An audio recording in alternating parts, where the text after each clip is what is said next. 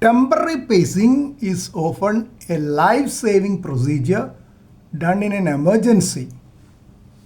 This is the picture or rather diagram of a temporary pacemaker kept outside with the controls on off switch and lock switch, and this is the catheter which goes into the body.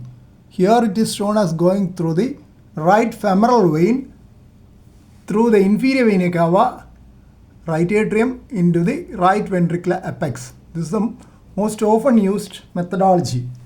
Occasionally it can be through the subclavian vein, because if it's an emergency procedure in the bedside, if you put the electrode into the left subclavian vein, it will naturally go into the right ventricular apex. Here you have to turn it, that needs fluoroscopic guidance.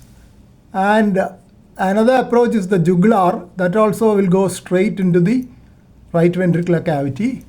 Those are useful in emergency bedside pacing in the cardiac ICU, when a fluoroscopy is not available or when there is no time to shift the person to the cath lab. And these bedside pacing can be better done using flow-directed balloon-tipped catheters. Once the catheter reaches the right atrium, which can be identified by the atrial electrogram seen on the monitor, balloon can be inflated and the flow of blood takes it into the right ventricle. That's a balloon-tipped catheter for emergency pacing. Then another such emergency procedure is when a coronary angiogram or angioplasty is being done. During an angioplasty procedure, the catheter is already in the coronary artery and guide wire is in the coronary artery.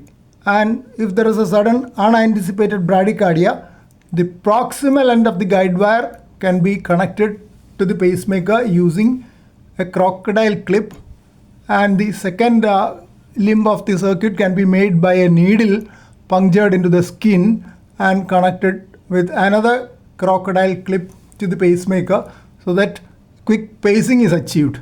This is useful especially when the person is on anticoagulation, that is during emergency occurring in the cath lab when angioplasty is going on. Person is probably fully anticoagulated and femoral puncture has a higher risk of bleeding.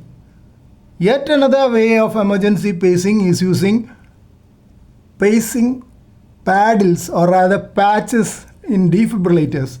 Some of the defibrillators are equipped with patches which can be placed on the chest anteriorly and posteriorly and connected to the pacemaker in the defibrillator. That can be a temporary method till the person can be shifted to the cath lab for a transvenous pacing.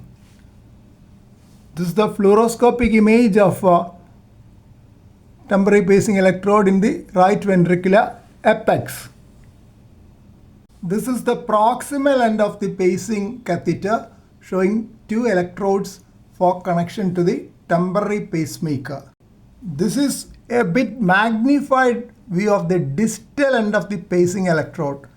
You have a tip electrode here and a proximal ring electrode.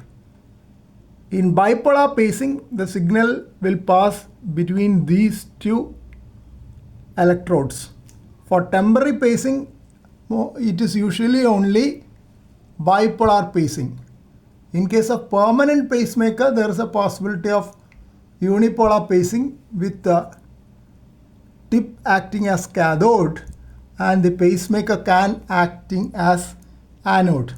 Here, tip is cathode and proximal ring electrode is anode. Why this is given as cathode? Cathodal pacing is known to have lower threshold. Once the pacing catheter is positioned at the right ventricular apex, the threshold is checked using the pacing system analyzer, or a simple pacemaker also can be used for that. That is, threshold is minimum voltage output at which there is capture of the ventricle, that is threshold. A good threshold will tell you that there is good contact between the electrode and the endocardium. This in ECG in a case of temporary pacing. You can see a pacing spike just before the QRS complex. Spike is seen before the QRS complex.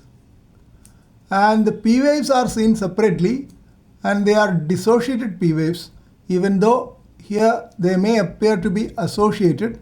If you look further, you can see that it is dissociated P. The PR interval is changing. Here the PR interval is very short, while here it is reasonable. So there is AV dissociation or complete art block for which pacing was done. Then in lead 1, it is left bundle branch block pattern with the slurred R wave. AVL also shows same pattern. V1 shows the reverse pattern, that is slurred QS complex due to LBBB like pattern. The pattern is not typical in lateral leads, that is usually so in right ventricular apical pacing. And right ventricular apical pacing will show negative complexes in inferior leads, that is upward QRS axis. That is because activation is proceeding from the right ventricular apex upwards. Suppose the pacing electrode tip has got displaced, which can occur in temporary pacing when the person is in the ICU, could be restless, and the electrode can get displaced. And if it has moved to the right ventricular outflow tract, threshold will increase because the lead is floating in the outflow tract, and this left axis deviation might disappear. And in such cases, sometimes there could be perforation.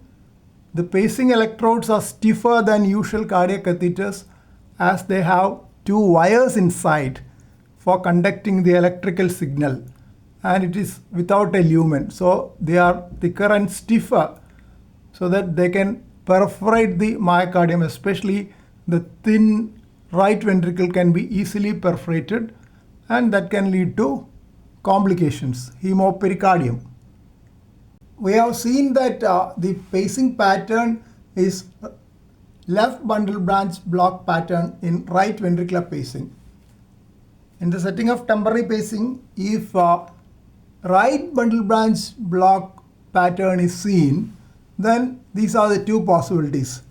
One is an infarcted septum which has become thin can be perforated by the stiff electrode, and then the electrode tip can be in the left ventricle pacing the left ventricular endocardium. Another possibility is that right ventricular free wall can be perforated and the catheter tip can migrate onto the epicardial surface of left ventricle and cause left ventricular epicardial pacing. Both will have right bundle branch block pattern on ECG. So you have to check the ECG regularly to see if there is any change in pattern, and also threshold should be measured daily so that we get an idea. Whenever there is a doubt, you can take the person to the cath lab and view under image intensifier to see the electrode position and reposition if needed. In case of perforation, there is a risk. While you pull out the lead, there is a chance of increase in pericardial effusion because the lead may be sealing the perforation, and when you pull out the lead, it can bleed into the pericardial cavity. So you should be prepared for cardiac tamponade also while pulling out the lead. A bedside echo will also show the presence of pericardial fluid, that is blood in the pericardium, when there is a perforation. And bedside chest X-ray can also confirm that the lead has slipped.